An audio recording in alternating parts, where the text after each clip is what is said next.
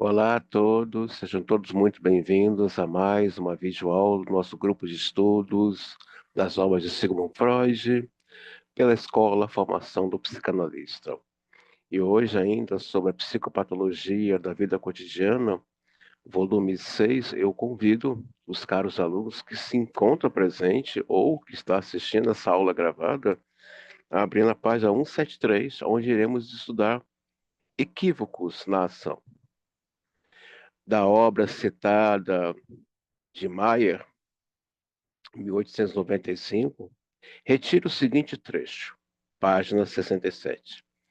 Os equívocos da fala não deixam de ter paralelos, correspondem às falhas que frequentemente ocorrem em outras atividades humanas e são conhecidas pela denominação bastante tola de descuidos.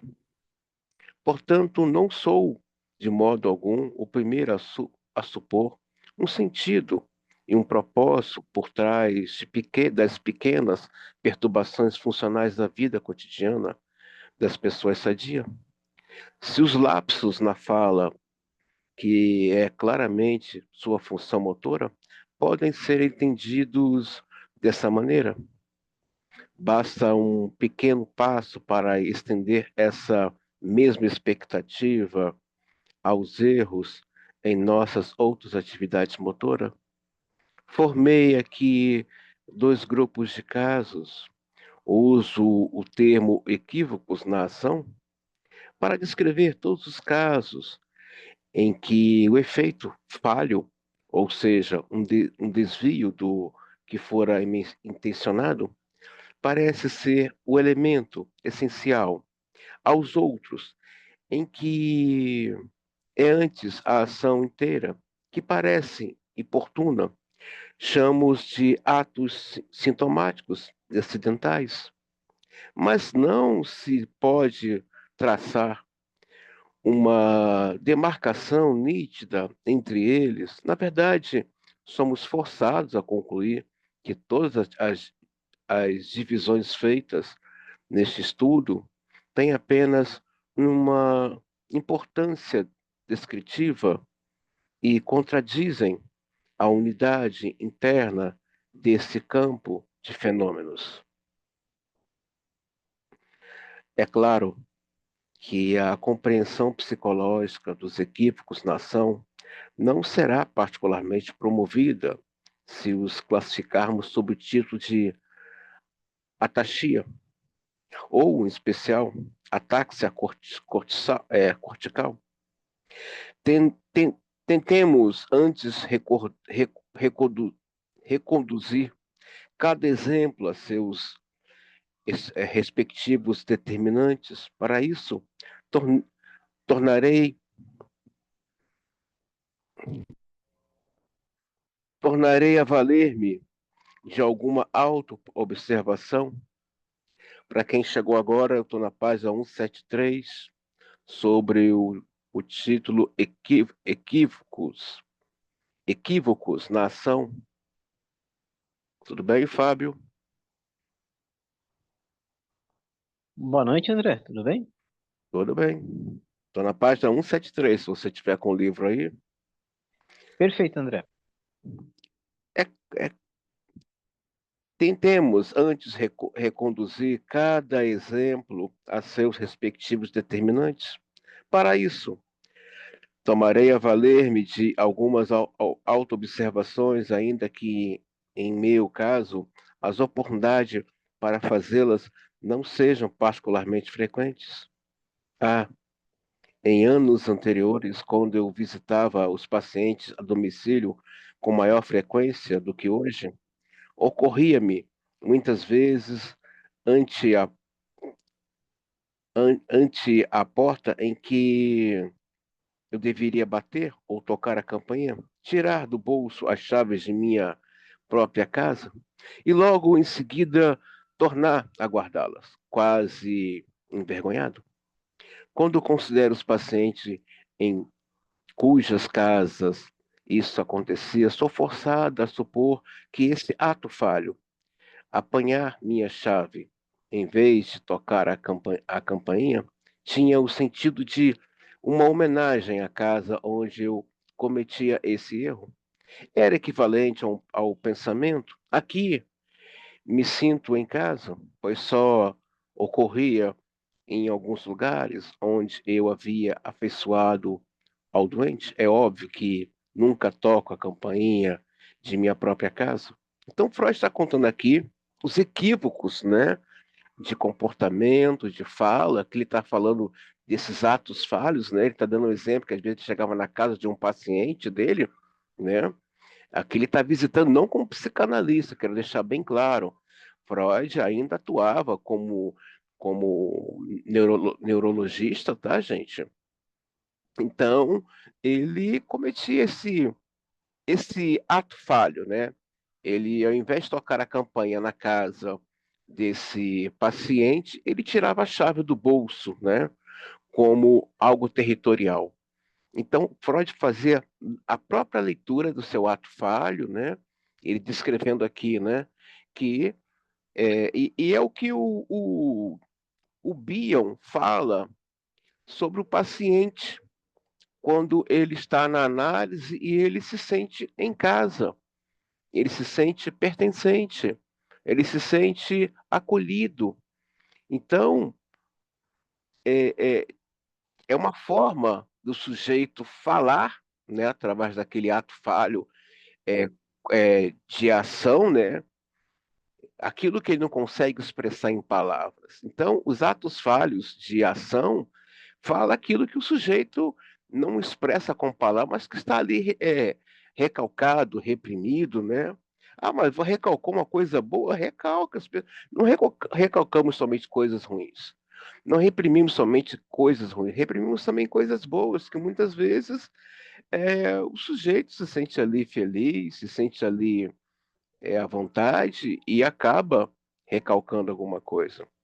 Assim, o ato falho era a representação simbólica de um pensamento que, na verdade, não se destinava a ser admitido de maneira séria e consciente, pois é de fato.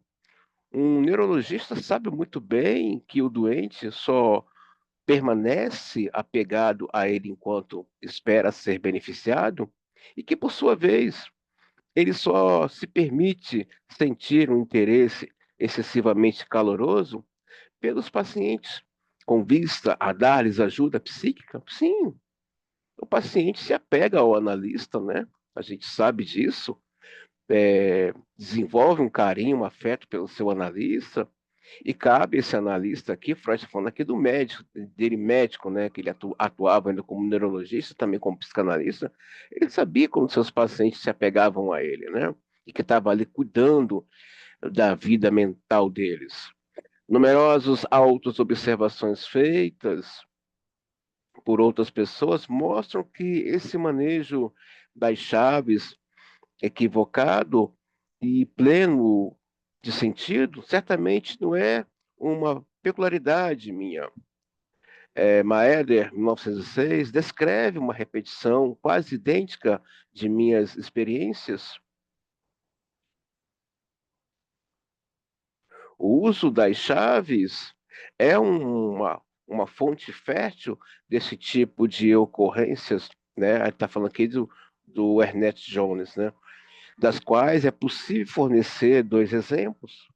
Quando, em meio a algum trabalho é, absorvente em casa, sou perturbado por ter que ir ao hospital para executar alguma tarefa de rotina e muito provável que me descubra tentando abrir a porta do meu laboratório no hospital com a chave da escrivaninha de casa.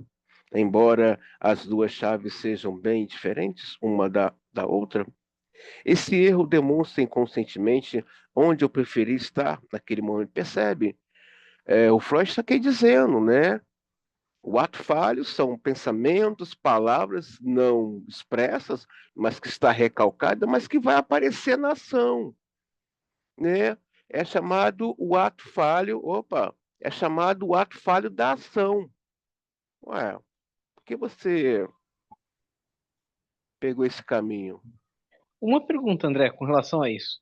Esse tipo de ato falho, por exemplo, uma pessoa que está pega o carro, faz o mesmo caminho todo dia para ir para o trabalho, para o estudo, coisa e tal. Aí não está numa semana que está trabalhando, não está estudando, coisa e tal. Aí de repente está dirigindo, sem perceber, pega o carro e acaba fazendo o mesmo caminho que ia fazer para o trabalho e estudo, não precisando ir para aquele lugar naquele dia e de repente percebe no caminho. Por que que eu vim por aqui? Aí a pessoa comenta, entrei no automático. Aí você desvia o caminho e volta para onde você estava querendo ir originalmente. Seria um ato falho desse tipo? Seria, né? Uma pessoa não se permitir relaxar, né? Ou seja, ela Porque, quer porque o ato continuar fazendo. falho, o ato falho pede uma investigação. Não podemos ser taxativos, né? Ah, o ato falho fala de uma verdade do sujeito, como o Freud falou aqui, né? Ele Uhum. está com a chave da escrivaninha tentando abrir, né? Uma outra, querendo colocar um outro um, móvel dentro do hospital e, na verdade, ele queria estar na casa dele. Ou, Então, por exemplo, eu lembrei de outra coisa agora relativa a isso. Um quadrinho que eu vi, tem um site americano chamado PhD Comics, que eles falam da vida dos pós-graduandos de Harvard lá, e o cara botou isso em quadrinhos, né? Assim, aí tem um quadrinho que mostra uma estudante tentando entrar no apartamento dela, né? E ela não consegue abrir a porta. De repente, no quadrinho, ela põe a mão na cara e fala assim: Deus, essa aqui é a chave do laboratório, não é a chave de casa. Por isso que eu não consigo entrar.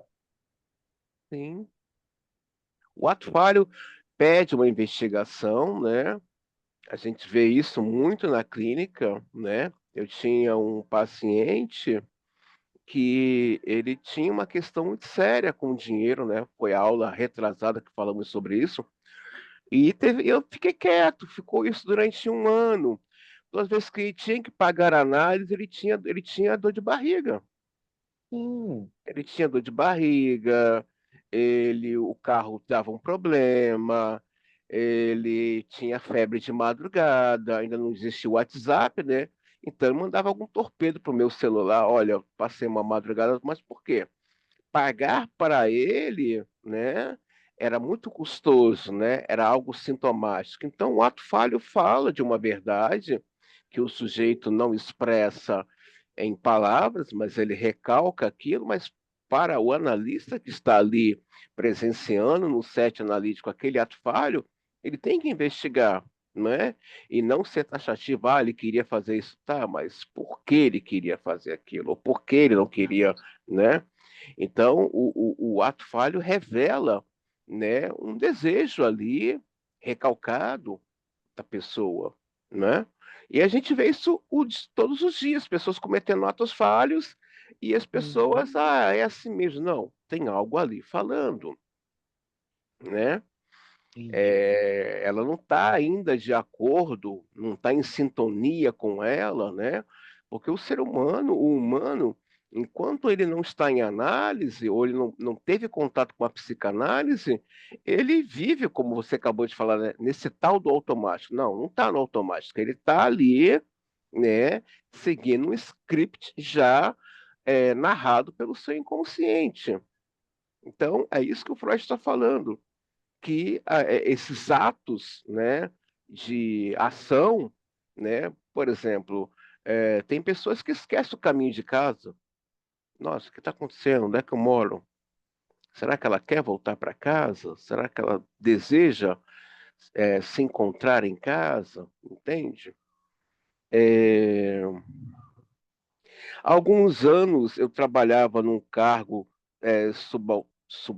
subalterno em certa instituição, cuja porta principal se mantinha trancada, de modo que era necessário tocar a campanha para entrar. Em várias ocasiões, vi-me fazendo sérias tentativas de abrir a porta com a chave da minha casa. A cada membro do pessoal médico permanente, do qual eu aspirava a fazer parte. É, Fornecia-se uma chave para evitar-lhe o incômodo de esperar abrir a porta. Meus erros, portanto, expressavam um meu desejo de estar em pé de igualdade com eles e de me sentir inteiramente em casa ali, né? O Dr. Hans relata uma experiência semelhante. Sempre carrego comigo duas chaves, uma da porta do meu escritório e outra de minha residência. Não é nada fácil confundi-las, visto que a chave do escritório é pelo menos 3 vezes maior do que a de casa. Além disso, carrego a primeira no bolso da calça e a segunda no bolso do colete. Não obstante, ocorreu-me muitas vezes notar diante da porta que havia apanhado a chave errada na escadaria. Resolvi fazer uma experiência estatística, já que me postava continuamente diante de ambas as portas, mais ou menos no mesmo estado de ânimo. A troca das chaves também deveria exibir uma tendência regular, se é que de fato possuía algum determinante psíquico. Minha observação dos casos posteriores mostrou, então, que eu tirava regularmente a chave de casa diante da porta do escritório, ao passo que, ao inverso, aconteceu alguma vez, quando cheguei em casa cansado, sabendo que um convidado estaria à minha espera. Ao chegar à porta, fiz uma tentativa de abrir com a chave do escritório, que naturalmente era grande demais. Então, ele está aqui narrando, né, a experiência de um médico que trocava as chaves, né? Chegava no trabalho, era a chave da casa, chegava em casa, era a chave do trabalho. Ou seja, ele não estava em nenhum lugar nem em outro. Então, isso mostra, o ato falho revela as intenções ocultas do humano. E que Freud narra isso como uma patologia. Nós vimos na aula anterior pessoas que não se comprometem com o amor, não é? Pessoas que não se comprometem com o trabalho, não se comprometem em pagar, pessoas que levam o rótulo de ser esquecido, levam o rótulo de ser irresponsável. Esses rótulos têm um ganho, esses rótulos têm um objetivo, tirar vantagem do outro. Há ali um, uma questão perversa, mas também aí eu convido os meus queridos alunos, quem puder, né? Deixa eu ver aqui. Eu sempre trago para aula. Quem puder aqui adquirir esse livro, tá? Tem ele em PDF. Mas para essa aula, eu recomendo a leitura para vocês, quem quiser anotar, a página 77, como leitura, até a página 132. Por quê? O ato falho, né? Essa pessoa que é desligada, né? Nossa, essa pessoa é desligada, às vezes a gente escuta muito isso, né? Essa pessoa é desligada, não dá para contar com ela. É preciso fazer um trabalho de investigação, né? Ela já carrega um rótulo, ela já carrega um estigma de ser uma pessoa desligada, né? Aí entra também o olhar clínico, ela é desligada no que, para quê ou com quem, né? Mas em algum lugar ela está ligada, não é? Eu gosto muito de fazer uma análise sobre o útero. Por que sobre o útero? Tudo começa no útero. É um estudo que eu já há anos que eu já trabalho com isso, pretendo até elaborar um curso para o Hotmart ou para a própria escola, se vocês assim quiserem, um curso à parte, sobre a questão desse sujeito não ter sido amado no útero, não ter sido invocado, e desse seio, né, que hoje em dia está cada vez mais fragmentada a questão da amamentação. é, Dessas mães de hoje não olham mais para as crianças, estão com a cara no celular. Aliás, nem os casais. Já tem um tempo já, eu acho que foi em 2019 ou 2020, eu fui almoçar com um amigo meu que é psicanalista, e a gente estava na mesa comendo e ele falou assim, olha para o lado. Eu falei, o que foi? O que você está vendo? Eu falei, estou vendo casais. Mais o quê? Comida na mesa. Você repara que só nós estamos comendo e conversando, olhando um na cara do outro? Falei, sim. Mas observa, os casais comem, mas não olham para o outro, estão com a cara na tela. Vocês percebam, isso, para a psicanálise, é uma patologia.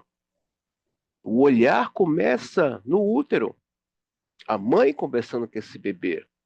O olhar começa no seio, a mãe. O primeiro ato de afeto é o seio da mãe. É o primeiro ato de afeto que a criança busca ao nascer é o seio da mãe. Então, se essa criança não teve o afeto no útero, não teve o afeto pós-útero, que é aí,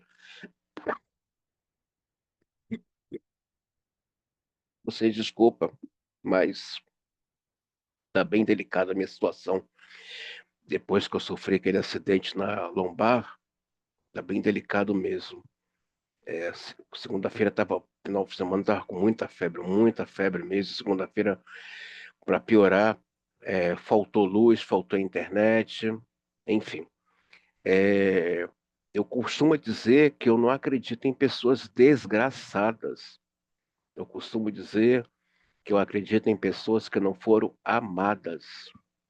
E resgatar e desenvolver esse amor, né, que a cura vem pelo amor do próprio sujeito, eu penso muito nesse lugar aqui nosso, tá? As pessoas falam assim, não, mas ele é muito duro. Não, tem que ser duro sim. Tem que ser duro. O Freud se preocupava com a psicanálise, se preocupava com esse lugar do analista. Lacan trabalha com isso também, nesse lugar do analista. São vidas humanas.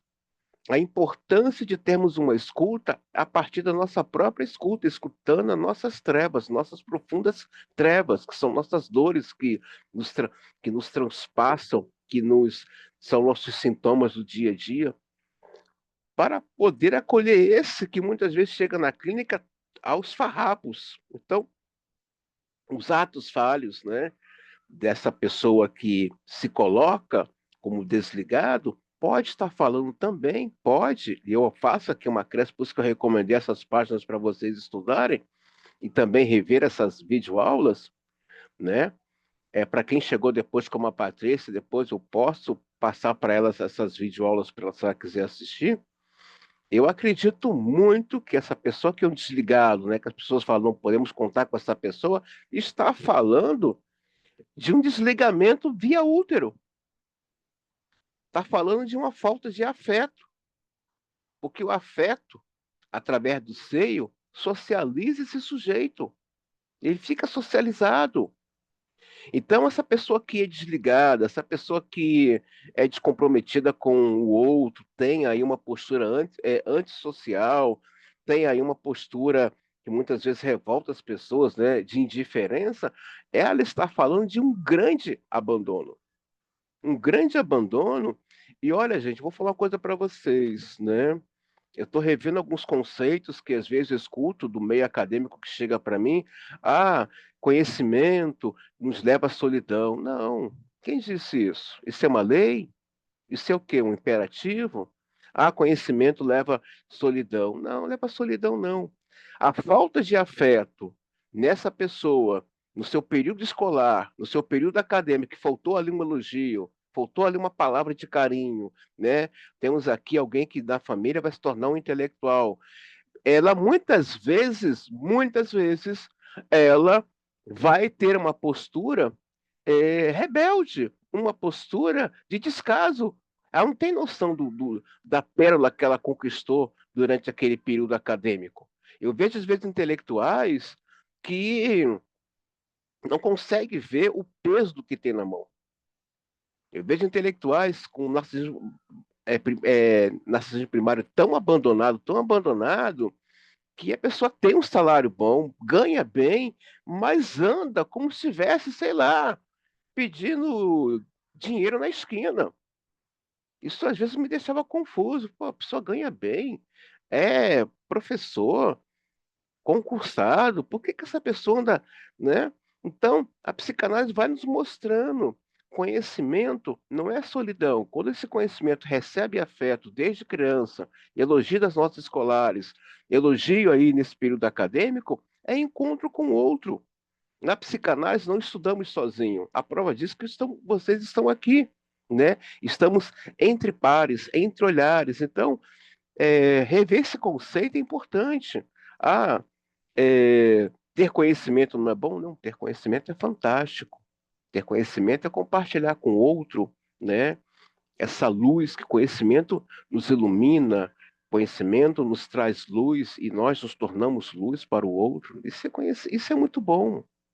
Não precisa ser solitário. Não precisa ser solitário. Em determinada casa, faz 6 anos que 2 vezes por dia, em horários fixos, costumo esperar para entrar diante de uma porta no segundo piso. Durante esse. Ficou alguma dúvida aqui, gente, sobre essa questão que eu levantei aqui? Ficou alguma dúvida? Alguém quer falar alguma coisa? Tranquilo, André. Porque quem puder, para quem chegou agora, eu passei, né, para a atividade dessa aula, eu passei a página desse livro aqui. Aliás, esse livro está comigo aqui há 21 anos. Eu tenho a obra completa desse autor. Gosto muito do Zimmer, muito, muito. De vez em quando tem alguns perturbados que quer botar. Para quem chegou agora, eu recomendei a página 77 a 132 como leitura para casar aqui com esse estudo da psicopatologia da vida cotidiana. Gente, nesse mês, até o final do mês, na entrada de setembro, estaremos terminando essa obra e estaremos entrando aí sobre os casos de histeria e os 3 ensaios sobre a sexualidade e outros trabalhos. Eu sei que eu estou em falta com vocês, tá? Eu tenho uma ementa para entregar dessa aula e uma ementa gigantesca desse grupo aqui, que termina em novembro, a aula deles, tá? Aí no ano que vem já vou iniciar um outro grupo, né, para estudar também esse livro aqui, né?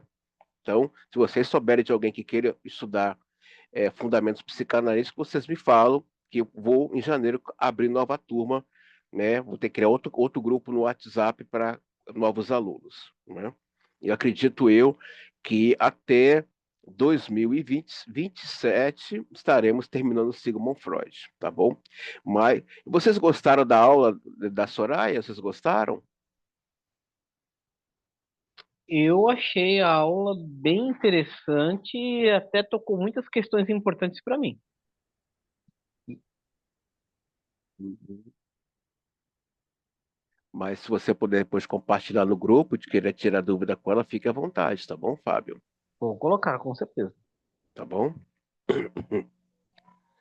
Na primeira ocasião, estava entregue a um ambicioso devaneio em que subia cada vez mais alto. Nessa ocasião, deixei até de ouvir que a porta em questão se abrira quando coloquei o pé no primeiro degrau do terceiro lance de escada. Na outra ocasião, tornei a subir demais, imerso em pensamentos. Quando dei por isso, fiz meia volta e tentei prender a fantasia em que estivera absorto, descobrindo que estivera irritado com uma crítica fantasiada a meus textos, na qual eu era censurado por ir sempre longe demais, na qual havia substituído isso pela expressão não muito respeitosa e de extravagante. Sobre minha escrivania estão colocadas há muitos anos um martelo para testar reflexo e um dispação. Um dia saí às pressas ao terminar meu horário de consultas, pois queria tomar um determinado trem urbano. Em plena luz do dia, coloquei no bolso do casaco o dispação em vez do martelo. O peso do objeto puxando o meu bolso para baixo atraiu-me a atenção para. Alguém sabe o que é isso que ele está falando? Alguém tem o livro aí aberto? Página 176. Ó, diapasão que eu conheço é um instrumento para você reproduzir uma determinada nota musical, uma determinada frequência. Você bate ele, ele vibra e faz um som específico. Uhum. O peso do objeto puxando para baixo atraiu-me a atenção para o meu erro. Quem não estiver acostumado a tentar para ocorrências tão insignificantes, sem dúvida explicará e justificará esse engano pela pressa do momento. Apesar disso, preferi perguntar-me por que, na verdade, eu pegara a diapação em vez do martelo. Minha pressa também poderia muito bem ter sido um motivo para pegar o objeto certo e assim não ter que perder tempo em retificar o erro. Ou seja, eu acho legal no Freud, né? E isso nós vamos ver em toda a obra literária. O Freud está o tempo todo fazendo uma leitura dos seus movimentos, fazendo uma leitura daquilo que ele invoca. Quem puder adquirir as obras, né, sobre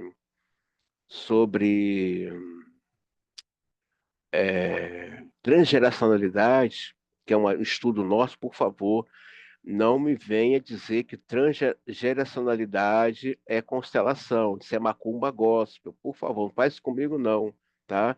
É um estudo próprio da psicanálise. O próprio Freud estudava transgeracionalidade. A clínica do Lacan, então, estuda esse assunto a rodo.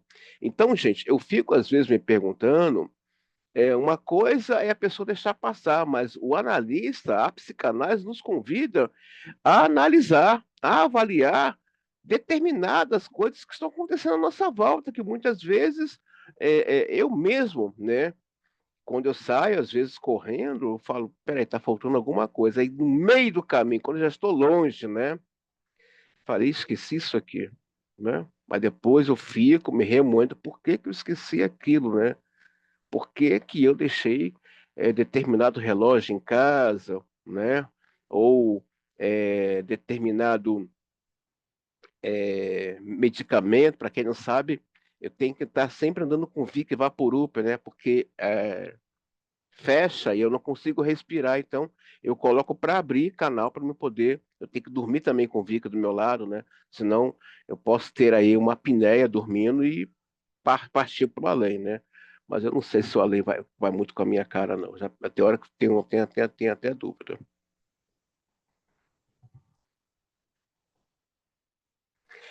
Quem foi a última pessoa a pegar o diapasão? Foi a pergunta que se impôs a mim nesse momento. For um menino idiota cuja atenção às impressões sensoriais ou testara alguns dias antes, e que ficara tão fascinado com o diapasão, que a muito custo consegui tirá-lo dele? Significaria isso, então, que eu era um idiota? De certo, parece que sim, pois minha primeira associação a martelo foi chamer, ou burro em hebraico. Mas que esses insultos? Aqui é preciso interrogar a situação. Eu estava saindo às pressas para atender a uma consulta num lugar situado na linha ferroviária oeste, para ver se o doente, em segundo a anamnese, que eu recebera pelo correio, havia caído de uma escada, de uma sacada, alguns meses antes, e desde então ficara impossibilitado de andar. O médico que me solicitou a consulta escreveu que, apesar disso, não sabia se se tratava de uma lesão na medula ou, ou de uma neurose traumática. Histeria. Isso, por que que a neurose está aí associada à histeria? Alguém sabe me dizer? Não dizer que é, mas por quê? O que que na psicanálise clássica e atual, quando fala em neurose, ela está aí associada a uma histeria? Gente, por favor, participem, tá? Vocês estão se preparando aqui para clinicar. Outros aqui já estão em percurso. Aqui é o lugar de a gente fazer troca. Por quê?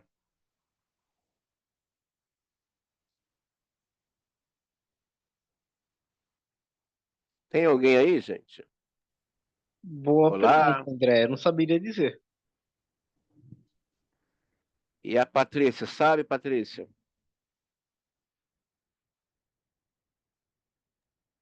Oi, você pode perguntar novamente, por favor? Por que que a neurose está associada à histeria? Não quer dizer no sentido histeria, estrutura histérica, mas por que que a neurose traumática, aliás, toda neurose é de um trauma, está associada, ligada ao quadro histérico?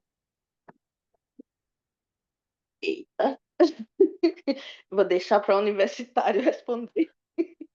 Olha só, rapaz, olha. Vamos lá, gente. Por que que o Freud, né, e toda a literatura psicanalítica, seja ela ortodoxa, clássica ou contemporânea, associa a histeria, o quadro da neurose, à histeria? Vamos lá. É, Uma pessoa neurótica com horário, não é? Ah, não posso chegar atrasado, não sei o quê. Em alguns momentos, o comportamento dela é meio que histérico. É meio que histérico. A neurose fala de um trauma não resoluto, não resolvido, não elaborado. Pode observar. Não, fulano é neurótico com isso aqui, fulano é neurótico com aquilo ali. É meio que histérico o movimento da pessoa. Não é que quer dizer que ela seja histérica. É meio que histérico. Então, quando Freud fala, ou quando a literatura psicanalítica fala, né, que o quadro do neurótico está associado a uma histeria, ou está falando desses movimentos, né? Que às vezes a pessoa fala, nossa, essa pessoa é bem histérica às vezes, né? Um neurótico obsessivo, né? Que tem uma questão com o trabalho, com o estudo, né? Às vezes as atitudes da pessoa parecem até histérica. É isso? E se torna realmente. E se torna. É isso que o Freud está falando. Não está afirmando como estrutura, mas como um movimento, assim como os atos falhos têm uma questão histérica, sim. Tem uma questão histérica. Gente, a aula é para vocês debater, tá? Eu sei que é uma leitura extensa, de uma obra profunda que eu falo para vocês, eu não sei tudo desse cara, não. O único psicanalista no Brasil, né, que me desperta uma inveja muito, muito legal, né? Eu tenho inveja dele sim, uma inveja boa, né? Mas é uma questão intelectual. É o Renato Bezan, é uma das maiores autoridades, né, no Brasil. Quem que puder pesquisar, eu tenho alguns livros dele, na obra de pesquisa na obra do Freud. Não é que ele é o maior psicanalista, não, não é isso. No quesito pesquisa, no quesito leitura, Renato Mezan, quem puder pesquisar aí no Google, tá? Mezan com Z, é uma das maiores autoridades, tá? Na obra do Freud. Vamos lá, onde é que eu parei? André, Oi, fala. posso fazer uma colocação? Por exemplo, você falou nisso, que com uma leve pitadinha de perversidade, mas um exemplo. Ah, pode falar, por favor. É, o livro que a pessoa pinta e escreve. Não Ah, pinte o livro, não escreva no livro. eu Não, acabo exemplo? ficando, eu acabo ficando histérico. Eu sei que eu tenho Não, um não, eu sei, comportamento. que Eu eu sei me que eu associou tenho, agora. né? Quando eu vejo alguém pintar um livro, eu falo, gente, essa pessoa queria fazer arte, né? Aí agora fica. Isso é um crime, né, gente? Uma pessoa dessa você tem que processar, né? Eu, se algum dia escrever um livro e na noite de autógrafo a pessoa vir com o meu livro pintado, eu vou chamar a polícia para ela. Vou, prende esse cara aí. Prende. Prende esse criminoso. Hein? Eu faço às Pega, vezes, eu faço às pega. vezes com as portas. Eu checo várias vezes se a porta está realmente fechada ou não. Ah, é bem histérico, né? Pois é uma neurose. É uma neurose. Eu fico, será que eu fechei mesmo? Boa, boa, boa. Isso era o que me cabia decidir. Era aconselhável, portanto, que eu fosse particularmente cauteloso na delicada tarefa de fazer o diagnóstico diferencial? A psicanálise faz diagnóstico? Faz, mas quem vai dizer quem ele é na análise é o paciente, não o analista. Quem puder ler a obra, eu até dei esse curso em 2022 sobre diagnóstico psicanalítico. O diagnóstico na psicanálise, o analista não fala, nem o prognóstico. Não fala. Por quê? E a gente não se prende ao diagnóstico. Não. Se se prender ao diagnóstico, você não escuta mais o paciente. Você sabe, tem ali, né, um diagnóstico da estrutura psíquica do sujeito, mas ele não é só aquilo ali. Ele tem um discurso para além da estrutura dele psíquica. Então, é muito delicado, né, essa questão de se prender ao diagnóstico. Não, você sabe, você percebeu na entrevista, né, o próprio livro do Zimmermann aqui, para quem tem ele, né, meu livro, nada é arriscado, nada, nada, tudo é anotado. Eu anoto tudo em papel. O próprio livro do Zimmermann aqui, na página 281, entrevista inicial, vai dar a dica aí de você ter uma noção, né, da estrutura psíquica do seu paciente. Não, a gente não dá diagnóstico, não. Fazemos uma pesquisa, claro, mas não diz para o paciente, não, eu sou o quê? Sou maluco? De vez em quando eu escuto, né, alguns textos assim, bem de piano na minha direção, né?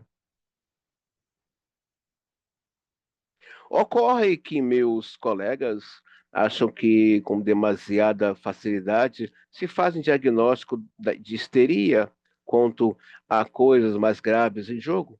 Mas isso ainda não justifica os insultos. Mas é claro, ocorreu-me então que a pequena estação ferroviária ficava no mesmo lugar em que, anos antes, eu examinara um jovem que, desde certo abalo emocional, não conseguia andar devidamente.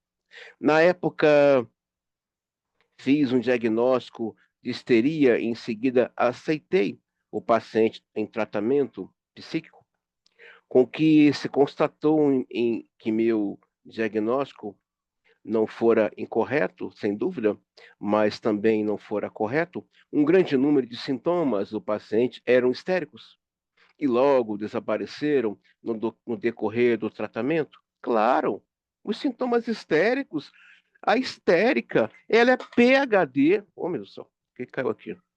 Peraí, caiu alguma coisa aqui. Ah, peguei. Ela é PhD em inventar doenças. O próprio Freud viu isso, né? Lá nos estudos sobre histeria, né? Deixa eu ver aqui. É, primeiras publicações psicanalíticas, que ainda é um estudo sobre histeria, o Freud vai dizer que a histérica ela adoece por empatia. Ah, você está com febre? Também vou ficar com febre. Ah, você está com dor de cabeça? Também vou ficar com dor de cabeça, né? E os sintomas histéricos, né? Eles são inventados. A própria histérica inventa os seus sintomas, né? Ela precisa disso, né? Para ela poder sobreviver, né? Então, é preciso estar atento, né? Saber diferenciar o que são sintomas histéricos, e tem que estar atento a isso, por isso que é importante conhecer a estrutura psíquica e saber diferenciar quando algo realmente é de ordem de uma neurose,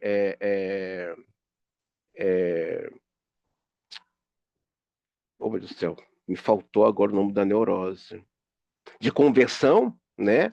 Essa neurose de conversão, em que a pessoa está ali adoecida, ou é, alguma coisa como uma bala emocional, né? A pessoa perde aí um grande amor e ela começa a desenvolver sintomas histéricos, né? Febre, mal-estar, coração acelerado, desejo de não viver, né? Tudo isso aí são sintomas histéricos dentro de um abalo emocional.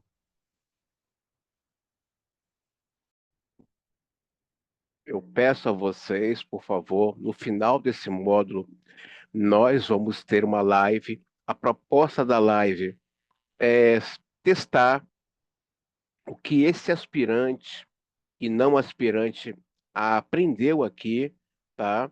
Se fosse uma aula presencial, seria artigo, de preferência 6 laudas, né? Ou 8 laudas. Geralmente as escolas pedem, né, artigos grandes já no final, quando o aspirante está para ir embora, né?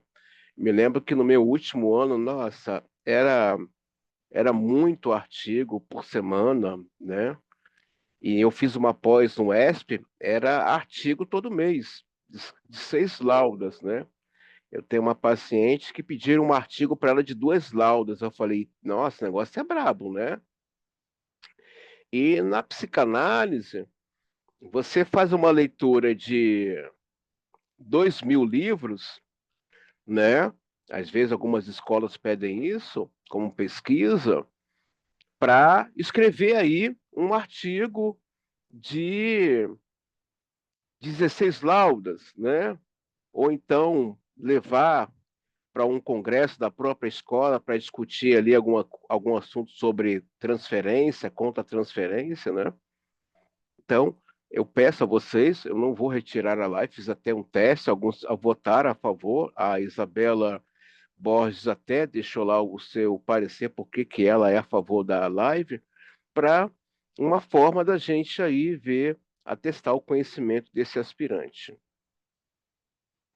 Mas ocorre que por trás deles tornou-se então visível um resíduo inacessível à minha terapia, que só poderia ser explicado pela esclerose múltipla. Para que examinaram o doente depois de mim, foi fácil reconhecer a afecção orgânica.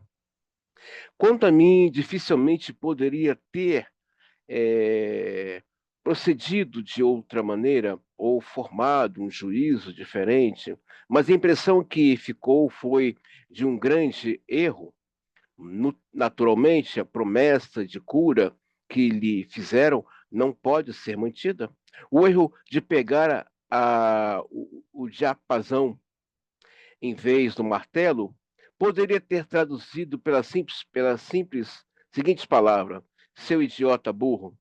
Dessa vez, trate de não tomar a diagnosticar histeria quando estiver diante de uma doença incurável, como fez, como há anos com que aquele pobre homem nesse mesmo lugar. Infelizmente, para essa pequena análise, embora infelizmente, para o meu estado de espírito, esse mesmo homem sofrendo de uma grave paralisia espasmódica estivera em meu consultório poucos dias antes, e um dia depois do menino idiota. Para vocês terem uma ideia, o Freud, ele era uma pessoa ranzinza, tá, gente? E vingativo, tá? Se você pisasse no pé no calo do Freud, ele pegava você na curva do vento, tá, pessoal? Isso é típico dos freudianos querer pegar as pessoas na curva do vento. Observa-se dessa vez que foi a voz de autocrítica que se fez ouvir no equívoco da ação. Para esse emprego como autocensura, os equívocos na ação mostram-se particularmente apropriados. E dessa certo, de agora busca representar um engano cometido em outra ocasião. Às vezes a pessoa fala assim, né, numa conversa: nossa, eu sou burro. Eu não corrijo, não. Eu fico quieto. Eu quero saber o que significa esse ser burro para ela, né? Tem hora, o burro aqui esqueceu, o burro aqui não fez nada. Tem algo ali de significante. Tem algo ali falando: eu sou burro, né? Porque o sujeito se deprecia assim diante de uma ação errada. Tem ali todo ali um repertório por trás daquela palavra, o burro aqui não fez nada, ou o idiota aqui não fez nada. Percebe? São falas, né? Ou então, às vezes, a pessoa fala, eu sou um merda mesmo. Muitas vezes na clínica eu falo, mas você sabia que às vezes eu provoco, né? Eu faço ali uma colocação, faço ali uma observação lacaniana, né? E aí eu começo a falar, né? Você sabia que as fezes, elas são adubo para algumas plantas e até mesmo alimentos? Aí eu dou exemplo da tulipa negra. Não sei se vocês conhecem ou já ouviu falar da tulipa negra, que ela cresce no sul da França. E detalhe, ela é cultivada em lama, sim. A tulipa negra, né? é, ela é uma flor. Eu nem sei como eu posso classificar. Alguém já viu a tulipa negra? Eu não tenho aqui, não. Se não, eu colocar para vocês verem. Ela dá, né, na lama. Às vezes a pessoa ouviu crescendo, né? Você é um merda, você é um merda, né? E às vezes o analista tem que pegar e falar, mas você sabia que os grandes adubos são de fezes e que ajuda em plantação, ajuda em alimentos, né? Tem gente que não sabe disso, né? Aproveitar às vezes as fezes do porco, do cavalo. Eu me lembro que quando eu era criança, eu ia muito para o sítio da minha tia. E eu não sabia esse negócio de repelente, aquilo ali é fezes de vaca. Sabiam disso? Sabiam? Gente, o que aconteceu? Legal. O bicho comeu a língua de vocês? Isso eu não sabia, não. Sabiam não aquele repelentezinho, verdezinho, que a gente acende a caixa de fósforo nele e fica ali esperando aquela fumacinha? Aquilo ali é fezes de vaca. Eu não sabia disso. Minha tia reaproveitava as fezes da vaca para fazer repelente, para a pessoa poder dormir à noite em casa, porque era sítio, né? Então tinha muito mosquito do mato que picava a gente. Então minha tia espalhava, botava aquelas fezes secas na brasa e espalhava pelo quintal para espantar pernilongo. Eu não sabia disso, mas foi um aprendizado muito rico que eu trouxe para análise. Como eu também já ouvi casos clínicos de pessoa falar assim, poxa, é, eu sou uma pessoa fodida. E o analista aproveitar essa fala e dizer, não, você é um foda. Você é foda. É isso que você está querendo dizer para mim, né? Você é foda. Porque às vezes a pessoa não sabe o que ela está dizendo. E quando ela fala, ela está inserida em um contexto de uma depreciação do ser dela. E cabe ao analista pegar essa fala, né? Por isso que é importante um pouco de conhecimento de cultura, né? Principalmente de antropologia cultural ou antropologia social, para dar aí, ó, uma guinada em certas falas que muitas vezes machuca o paciente, né? Alguém quer falar alguma coisa, tirar uma dúvida, gente? Não? Vocês estão quietinhos? Nenhuma dúvida? Eu na aula passada estava cheio de dúvida, na aula da Soraya. Evidentemente, os equívocos na ação também poderiam servir a toda uma série de outros propósitos obscuros. Eis o primeiro exemplo. É muito raro eu quebrar alguma coisa. Não sou particularmente habilidoso, mas um resultado de integridade anatômica no meu aparelho neuromuscular é que não há em mim nenhuma razão para fazer esses movimentos desajeitados, com suas consequências indesejadas. Olha que Freud está entrando, hein? Freud está entrando agora nesse ato falho de pessoas desajeitadas, né? Olha que coisa legal, gente. Olha que coisa gostosa. Olha, por isso que eu amo estudar, meu velhinho. Eu sei, eu sou fã de outros teóricos, né? Agora me autorizei a estudar Lacan juntamente com vocês, com a Soraya, mas eu vou morrer, vou envelhecer, né? Freudiano. Consequências indesejadas. Por isso, não me lembro de nenhum objeto em minha casa que tenha sido quebrado por mim.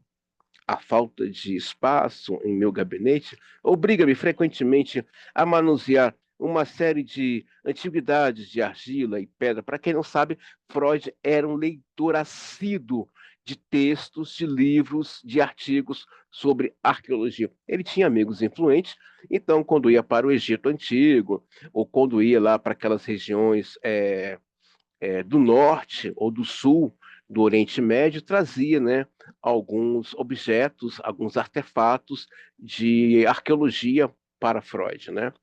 Quem quiser saber mais detalhes sobre isso, eu indico de novo aqui o livro do Peter Gay sobre Freud, Uma Vida para o Nosso Tempo. Está no meu propósito de vida gravar uma videoaula, um curso só sobre a vida do Freud, só sobre a vida de Sigmund Freud, na nossa própria escola.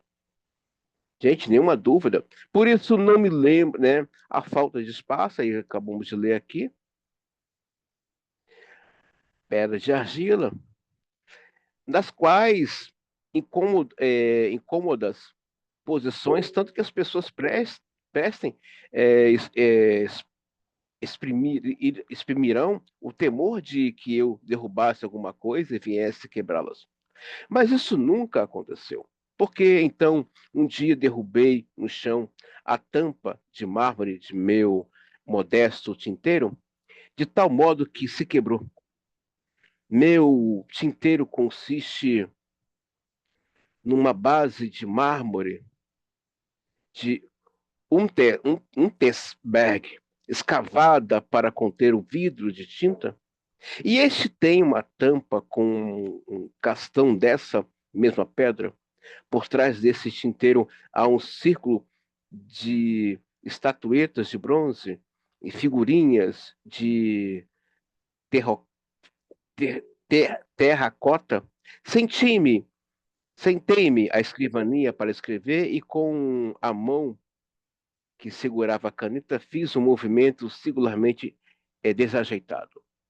Para frente, jogando no chão a tampa do tinteiro que estava sobre a escrivania. A explicação não foi difícil de encontrar. Horas antes, minha irmã estivera no aposento para examinar algumas novas aquisições. Achou, Achou-as muito bonitas e depois comentou: agora sua escrivania está realmente linda. Só o tinteiro é que não combina. Você precisa de ter um mais bonito. Saí com minha irmã e só voltei algumas horas depois. Então, ao que parece, consumi a execução do tinteiro condenado. Vocês percebam bem, Freud não era desajeitado, né? Ele vai explicar que essa questão de pessoas desajeitadas tem a ver com uma questão aí libidinal, tem a ver aí com uma questão do que até o desatento ou desligado fala de uma questão libidinal não resolvida, né? Quando falamos de questões libidinal não resolvida, está falando da questão de afeto. Sim, de afeto, exatamente.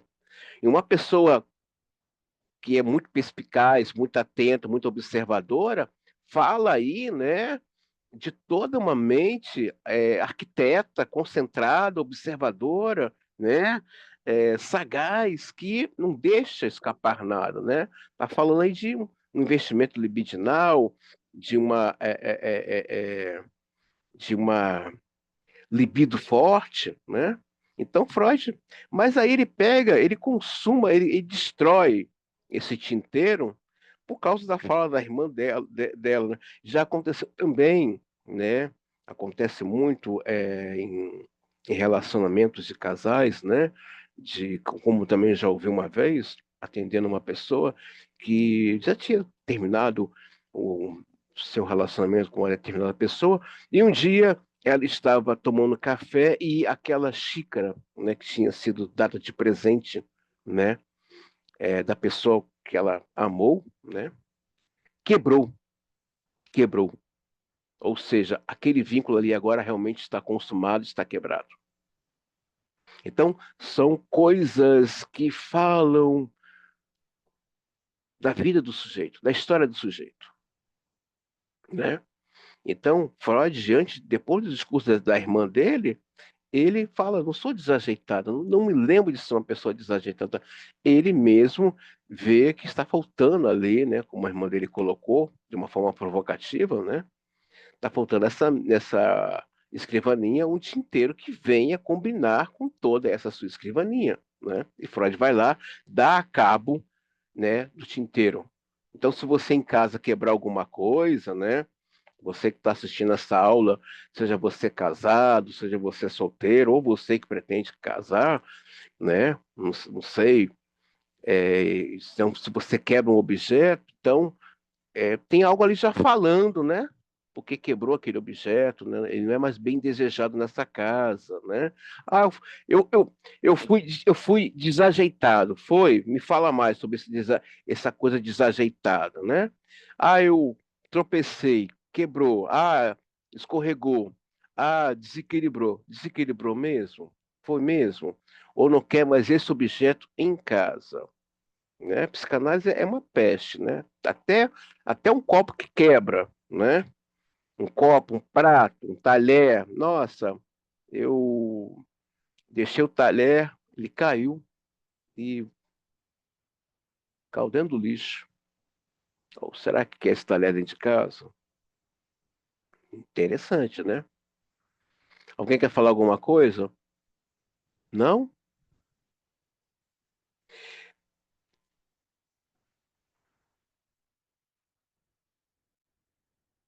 Teria eu deduzido, do contrário, de minha irmã que ela pretendia presentear-me um tinteiro mais bonito na próxima ocasião festiva?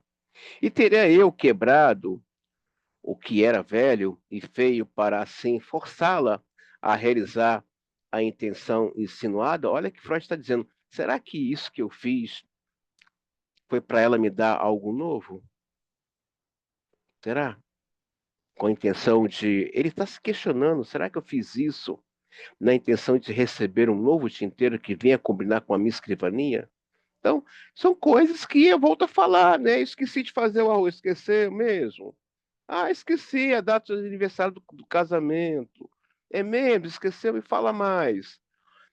Esqueci que a gente quinta-feira sai para jantar fora, não sei o quê. Esqueceu, cheguei atrasado, chegou. Onde é que está essa atenção? Ou não queria estar ali? Ou não quer mais esse objeto em casa, né? Ah, eu quebrei aquele quadro sem querer, eu fui pendurar, ele quebrou. Uhum. Tem sempre algo ali falando, né? Então você que está aí, né? Observa os objetos em casa bonitinho, tá, gente? Na realidade, fora extremamente hábil e consequente, tendo sabido poupar todos os objetos mais valiosos que estavam ao redor. Creio realmente que devemos aceitar esse prejuízo para toda uma série de movimentos desajeitados, aparentemente acidentais, até os acidentes na psicanálise tem ali algo falando. Até os acidentes. A gente vai ver isso no mal-estar. Acho que é no mal-estar, né? Deixa eu ver aqui. No mal-estar? Não. Deixa eu ver aqui. Até os acidentes, nós vamos ver em Totem Tabu e no Mal-Estar, tem ali uma intenção. Até os acidentes. Ah, eu me desequilibrei. Desequilibrou? Sério? Por que se desequilibrou? Porque deixou quebrar. Eu bati com o carro, bateu mesmo. Ah, eu que fiquei desatento. Uhum, sei, compreendo. Eu mesmo me acidentei, já tem 15 dias. Qual era a intenção de eu me acidentar? Eu estou me perguntando isso até agora comigo mesmo. Eu sabia como pegar aquela caixa. Eu sabia. Mas o modo como eu a peguei e me descuidei, né? Eu, eu a- afetei toda a minha lombar. Qual o objetivo? Né? Qual o objetivo? Se é essa é a região que mais concentra energia sexual, né? É na lombar, não? Então tem algo aqui falando, eu estou me questionando até agora. Então, os acidentes, né? Os acidentes, né? Eles têm ali também uma mensagem consciente, né? Para falar, isso aqui é um ato falho, esse acidente. Bateu com o carro, quebrou o prato, escorregou, torceu a perna. Oh, sério, tem algo aqui falando. E o que que você está desejando aqui que não consegue expressar com palavras, mas que está aí, né, se punindo? Qual o objetivo, né? Além disso, partilham dessas duas características. Onde é que eu parei, gente? Cadê? Ah, é. Aparentemente acidentais. É certo que eles exibem algo de violento e impetuoso, com movimentos espáticos, atáxicos, que mais mostram-se rígidos por uma intenção e alcança seu objetivo com uma segurança de que, em geral, não podem vangloriar-se nossos movimentos voluntários conscientes. Veja, Freud vai dizer, há um objetivo ali em quebrar aquele prato. Há um objetivo ali naquele acidente. Há um objetivo. Inconscientemente tem um objetivo ali. Tem sim. Tem sim. Ah, eu não sei, eu caí da escada. Caiu. Sério. Qual era o objetivo? Ter mais atenção de todo mundo? Descobrir quem te ama mesmo? Né? Qual o objetivo? Né? Certa vez, eu vendo uma psicanalista, ela estava com gripe, né? E estava tomando a sopa dela, era minha professora, e ela não sentia gosto da sopa. No meio da sopa, ela se perguntou: qual é a parte da minha vida que está desgostosa? Qual é a parte da minha vida em que ela está desgostosa, né? Ela fez essa pergunta para ela. Então, ela fez ali uma associação livre rápida, teve um insight muito rápido, né? E ela se perguntou qual é a parte da minha vida que está desgostosa, né? Então, Freud vai dizer que há um objetivo nesses atos falhos, desajeitados, né? Trocar a chave, né? Estacionar o carro no lugar errado. Há um objetivo. Qual o objetivo? O que que você está querendo alcançar? O que você está querendo mostrar? O que você está querendo fazer, né? Estacionei o carro no lugar errado, troquei a chave, né? Esqueci, e queimou o arroz no fogo. Tem algo aqui falando. Me queimei, né? Foi um acidente. Sim, foi um acidente. Nossa, essa psicanálise é chata. Sim, psicanálise é chata. Por isso a ética, por isso o silêncio, por isso muitas vezes ser discreto, né? Onde chega. Às vezes, outro dia eu estava tomando uma geladinha, né? Alguém percebeu a minha percepção. Que cão, né? Depois descobri que era paciente de psicanalista. Olha que inferno. Olha que coisa do. Ué, que coisa do além. Quando a pessoa começa a fazer análise, começa a ficar que nem um analista, né? Perceptivo, atento. Estava ali tomando minha geladinha quietinha no meu cantinho, e a pessoa, você está observando todo mundo, né? Eu falei, mas da onde veio essa criatura para perceber a minha percepção, né? Então, psicanálise é isso. Me queimei. O cachorro me mordeu. O gato me arranhou. Eu tropecei e quebrei a perna. Torci o pé. Por que será? Qual o objetivo, né? Freud está dizendo aqui, olha, vou até ler de novo para vocês, né? É, É certo que eles exibem algo violento, impetuoso, com movimentos espáticos, atáxicos, mas mostram-se regidos por uma intenção e alcançam seu objetivo com uma segurança. Há um objetivo em ter quebrado aquele prato. Há um objetivo em ter quebrado aquele cinzeiro. Há um objetivo em torcer a perna. Há um objetivo em se cortar com aquela faca. Ah, me distraí, acabei me cortando com essa faca. Qual o objetivo? Não é? É claro que você não vai ficar 24 horas infernizando seu companheiro, sua companheira, que você está percebendo. Você fica quietinho, né? Disfarça, né? Tem coisas que às vezes eu vejo no meio da minha família, como eu já falei com vocês aqui numa aula. É, marcou um almoço ou um jantar, e a pessoa chega uma hora depois, eu não espero, vou lá e já vou me servindo. Ah, mas ela é assim mesmo. Não, para vocês.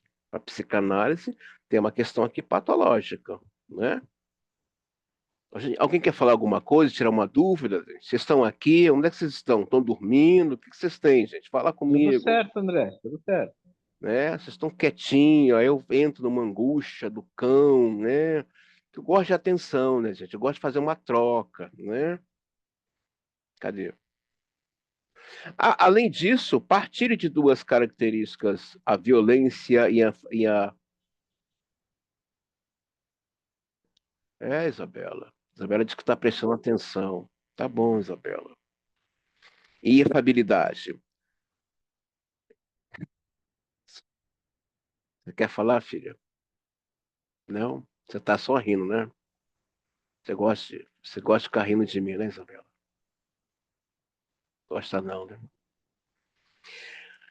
Com as manifestações motoras da neurose histérica e, em parte, também com as realizações motoras do sonambulismo, que aponta, noutro casos, para a mesma modificação desconhecida do processo de intervenção. Outra autoobservação relatada pela senhora Lou Andrés Salomé. Essa Andrés Salomé, acho que ela é francesa. Que Andrés, né? Se estiver errado, vocês me corrigem, né? Andrés, acho que é francesa. Pode dar uma demonstração convincente de como a persistência obstinada no ato de infabilidade serve a propósitos inconfessados e de modo muito hábil.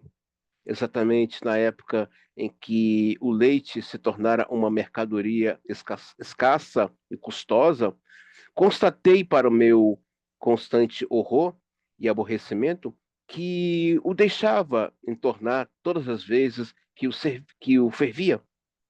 Em vão me empenhei em dominar isso, embora de modo algum possa dizer que outras ocasiões eu me mostre eu me mostre distraída ou desatenta.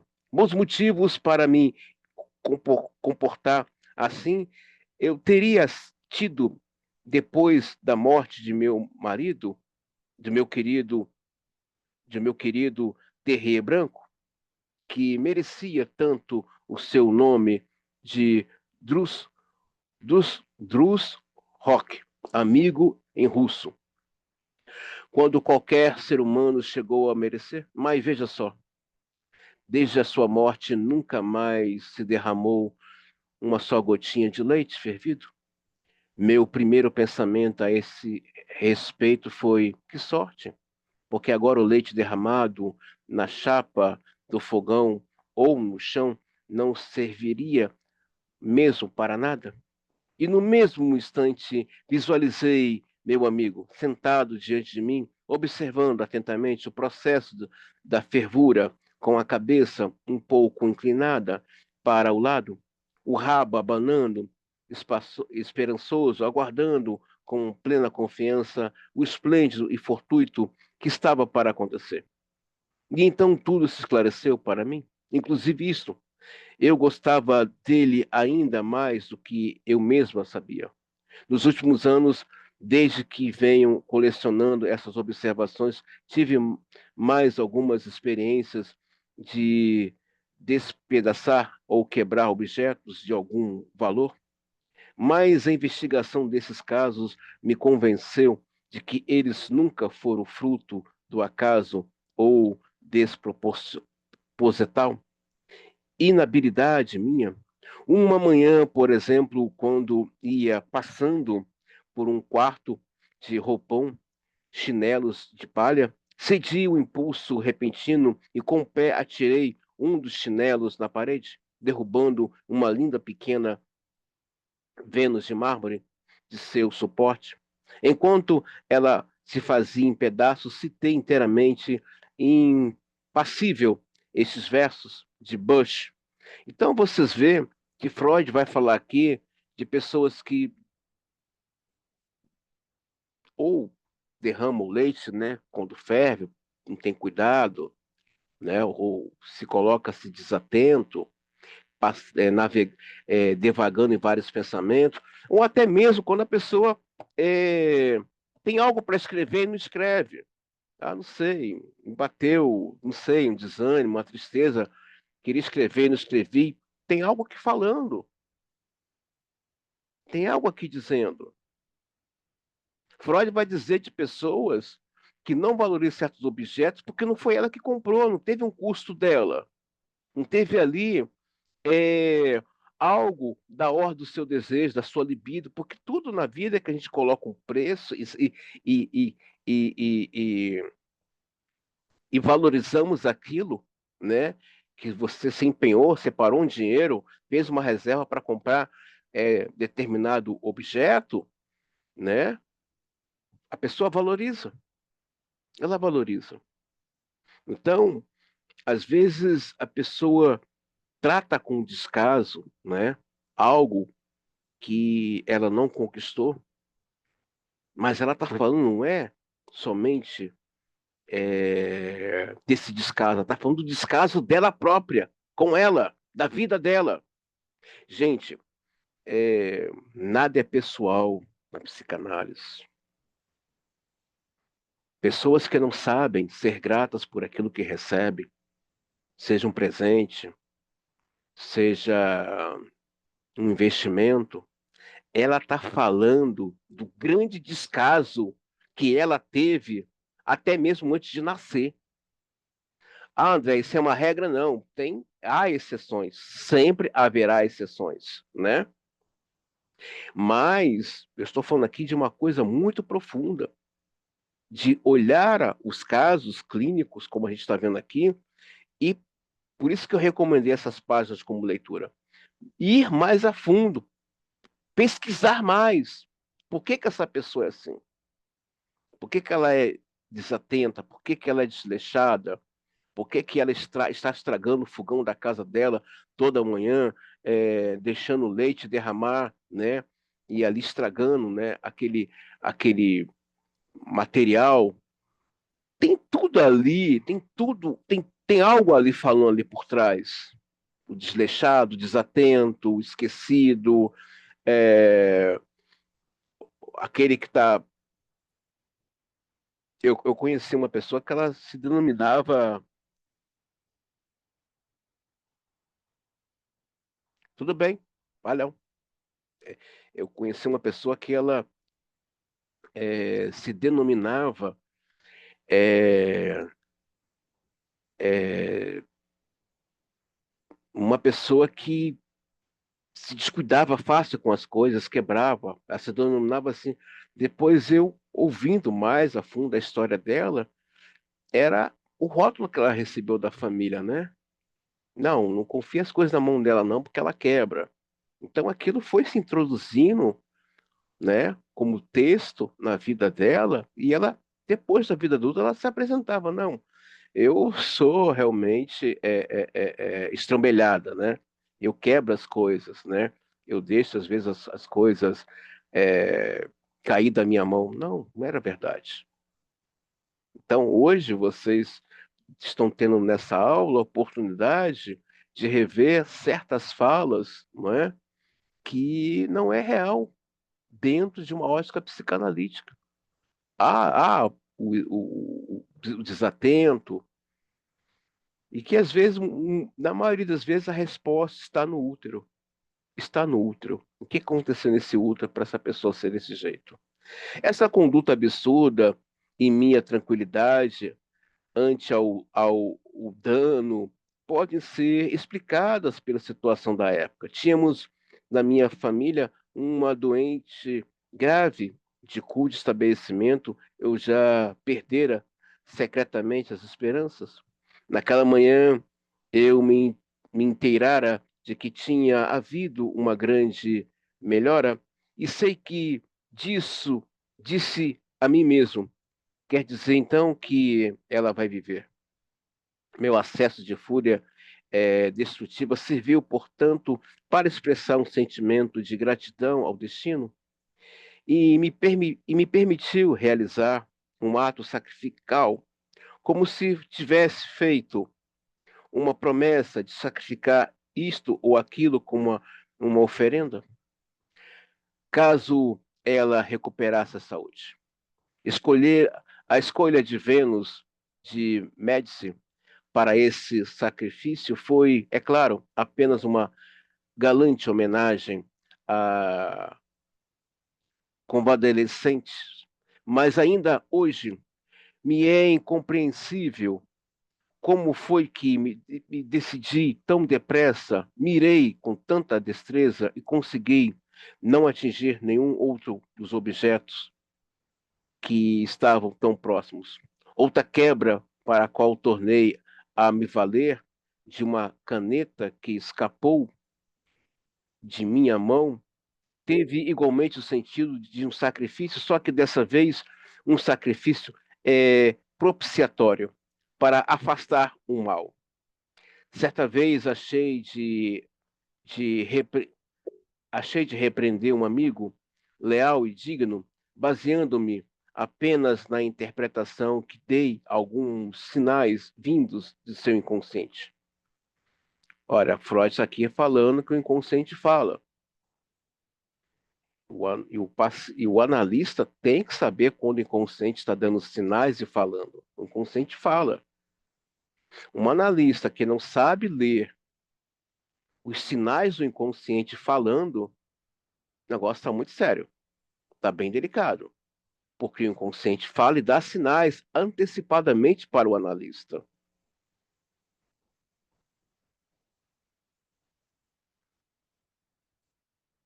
Ele se ofendeu e me escreveu uma carta pedindo que não tratasse meus amigos psicanaliticamente. Tive que dar-lhe razão. E lhe respondi procurando apaziguá-lo. Enquanto eu escrevia essa carta, eu tinha diante de mim, última aquisição, uma figurinha egípcia, magnificamente é, vitrificada. Quebrei-a da maneira descrita e logo em seguida entendi que havia causado essa calamidade para impedir outra maior. Por sorte, ambas as coisas, a amizade e a figura, puderam ser cimentadas de modo a não ser notada a rachadura. Uma terceira quebra relacionou-se com questões menos graves. Foi apenas uma execução disfarçada para usar a expressão de Vischer, de um objeto que não gozava de minha estima. Durante algum tempo, eu havia usado uma bengala de cabo de prata numa ocasião em que, sem culpa minha, a fina chapa de prata foi danificada e o conserto foi mal feito.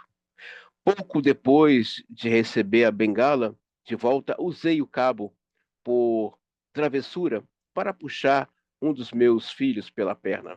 Naturalmente, o cabo se partiu e assim me vi livre dele. Ou seja, ele queria se ver livre daquela bengala, né?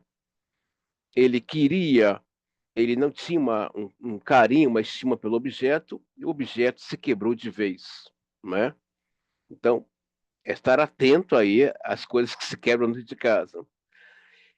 A impassividade com que aceitamos o dano produzido em todos esses casos pode, sem dúvida, ser tomada como prova de que existe um propósito inconsciente por trás da realização desses atos.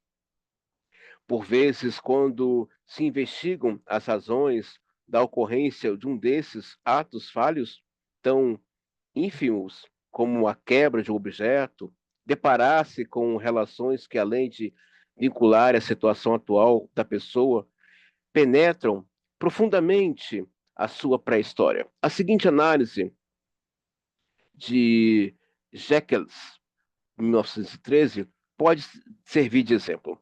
Um médico estava de posse de uma floreira de barro, que apesar de não ser valiosa, era de grande beleza. Fora-lhe presenteada há algum tempo, juntamente com vários outros objetos, alguns inclusive de valor, por uma paciente casada. Quando nela se manifestou uma psicose, ele todos os, devolveu todos os presentes aos familiares da paciente, exceto este vaso, muito menos valioso, do qual não conseguiu separar-se, supostamente por sua beleza. Mas esse desfalque custou certa luta interna a esse homem, habitualmente muito escrupuloso, que, tendo plena ciência da impropriedade de sua ação, só conseguiu superar seu remorso dizendo a si mesmo que, na verdade, o vaso não tinha nenhum valor material, era muito difícil de embalar, etc. Passados alguns meses, quando ele estava prestes a contratar um advogado para reclamar o pagamento do resto dos honorários devidos pelo, pelo tratamento dessa mesma paciente, que estavam sendo contestados as autos-recriminações.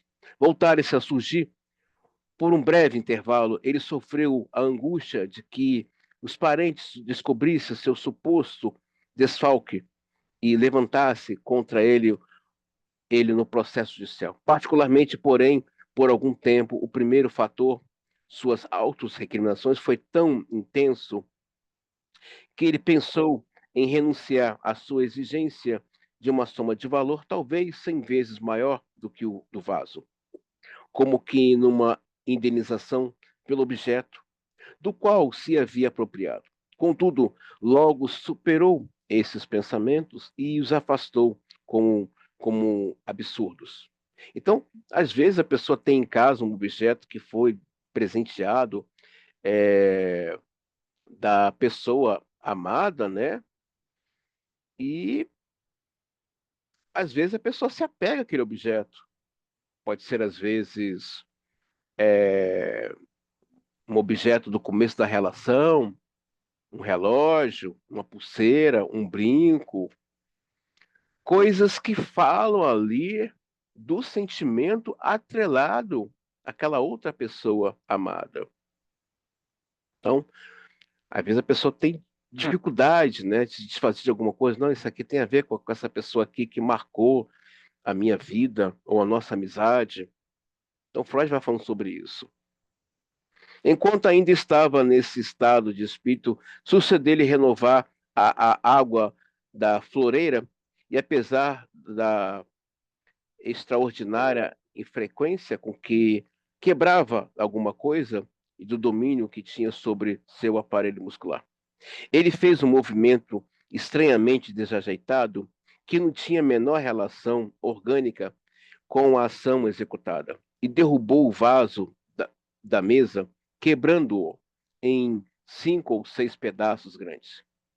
E isso depois de ter decidido na noite anterior, não sem grandes hesitações, colocar juntamente esse vaso cheio de flores na mesa de jantar diante de seus convidados. Lembrara-se do vaso pouco antes de quebrá-lo, tendo notado com angústia que ele não estava na sala de visitas, tendo trazido pessoalmente do outro aposento. Depois dos primeiros momentos de contestação, catou os pedaços e, juntando-os, acabara de constatar que ainda seria possível fazer um concerto quase completo, quando os 2 ou 3 fragmentos maiores escaparam-lhe à mão e se quebraram em milhares de estilhaços, eliminando com isso qualquer esperança relacionada ao vaso. Não há dúvida que este ato falho respondeu à tendência atual de facilitar ao médico o prosseguimento do seu processo legal, livrando-o de algo que ele retivera e que, em certa medida, impediu de exigir o que havia retido dele. Então, alguém quebra um objeto, alguém perde um objeto, alguém se machuca. O que está ali falando? O que está ali realmente dizendo? Que o sujeito não consegue ver, não consegue perceber.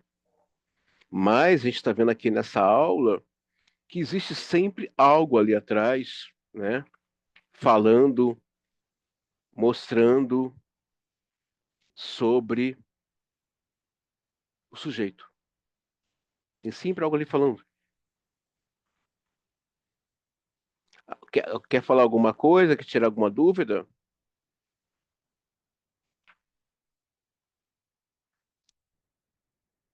Não? Mas além desse determinante direto, qualquer psicanalista verá nesse ato falho um outro muito mais profundo e importante, um determinante simbólico, pois o vaso é o símbolo indubitável da mulher. O herói dessa pequena história perdera de maneira trágica sua esposa jovem, linda e ardentemente amada. Caiu vítima de uma neurose cuja nota fundamental dizia que ele era culpado dessa desgraça. Ele havia quebrado um belo vaso. Além disso, já não tinha nenhuma relação com as mulheres e tomou a aversão ao casamento. E as relações amorosas duradouras, que inconscientemente encarava como uma infidelidade sua esposa morta, mas que na consciência relacionava, racionalizava na ideia de que se trazia a desgraça às mulheres infelizes e de que uma mulher poderia matar-se por causa, por sua causa, etc.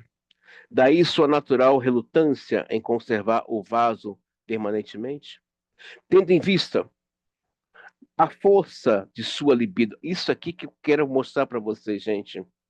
Tendo em vista a força da sua libido, não surpreendente que lhe parecesse mais adequada às relações passageiras por natureza com as mulheres casadas, donde ele reter o vaso de outro.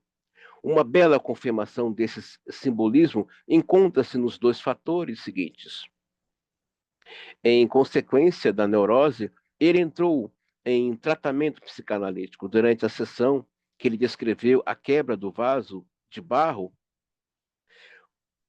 ocorreu-lhe bem mais tarde voltar a falar sobre suas relações com as mulheres. E disse então: considerar-se absurdamente exigente, por exemplo, exigia que as mulheres tivessem uma beleza extremamente extraterrena. Isso acentua com muita clareza que ele ainda era dependente de sua mulher, falecida, não terrena, e nada queria saber da beleza terrena. Daí a quebra do vaso de barro, terreno. É exatamente na época em que na transferência, ele criou a fantasia de se casar com a filha de seu médico, presenteou com um vaso como que para dar indício do tipo de presente que desejara receber em troca.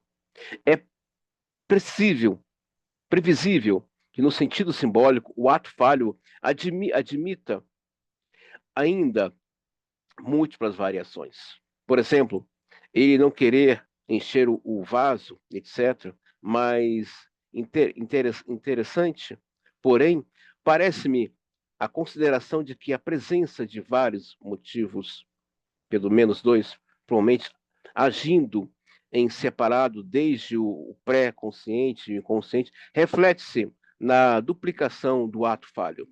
Derrubar o vaso e depois deixá-lo escapar das mãos, deixar cair, derrubar e quebrar objetos, são atos que parecem ser usados com muita frequência para expressar cadeias inconscientes de pensamentos, como a análise às vezes pode comprovar, mas a miúde, porém, pode-se adivinhá-lo pelas interpretações supersticiosas ou brincalhonas feitas pela voz do povo. São conhecidas as interpretações dadas quando se derrama sal, derruba-se um copo de vinho, quando se uma faca caída se crava no chão. São mais adiante. Examinarei a questão do direito que tem essas interpretações supersticiosas e serem levadas a sério.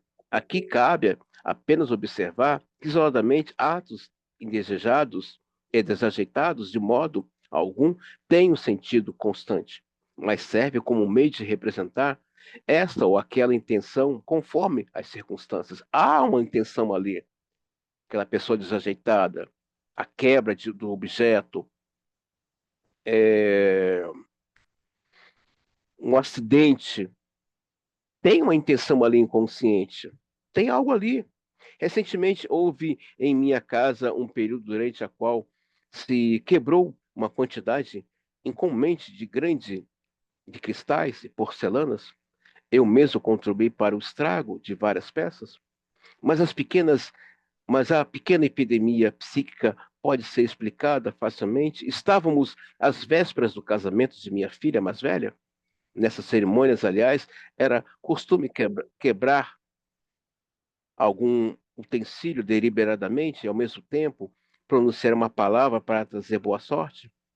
Esse costume talvez tenha um significado de um sacrifício também, pode ter outro sentido simbólico. Às vezes a pessoa fala assim: nossa, está quebrando muito copo aqui em casa. Nossa, está quebrando muito prato. Tem algo ali falando. Tem algo ali dizendo. O que está acontecendo ali para a pessoa estar quebrando muito prato, muito copo? Ou eu estou perdendo, volte e meia, eu perco alguma coisa, eu perco dinheiro. Tem algo aqui falando. Esse desajeitado, que para a psicanálise não é um desajeitado, tem algo ali falando. Quando os empregados destroem objetos frágeis, deixando-os cair, não nos ocorre pensar primeiro numa explicação psicológica, mas também aqui não é improvável que motivos obscuros contribuam para isso.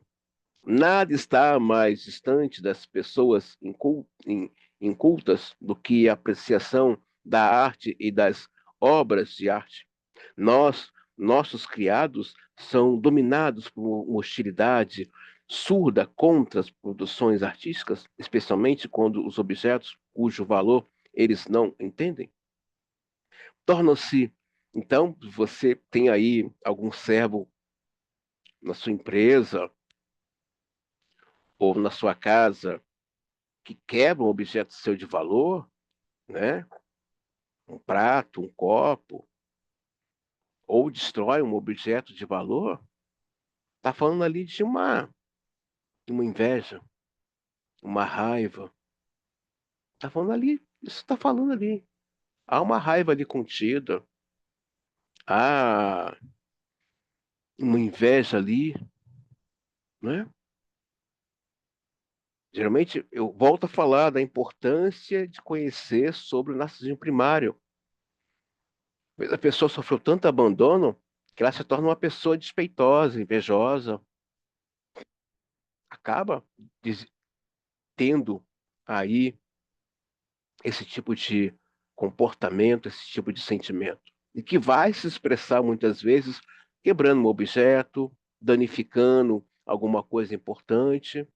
Ah, sou distraída, sou distraído, sou desajeitado. Não, você não é. Há uma intenção. Há um objetivo por trás desse ato aí desajeitado e desse ato de ser uma pessoa meio perdida, né? Então, tudo a gente está vendo aqui nessa aula, que é uma aula gostosa, rica, profunda, e eu peço a vocês que, se tiver dúvidas sobre esse capítulo, não deixe de perguntar no grupo sobre essas questões que acontecem no dia a dia, que muitas vezes passa-se desapercebido quando não se tem um olhar e uma percepção psicanalítica.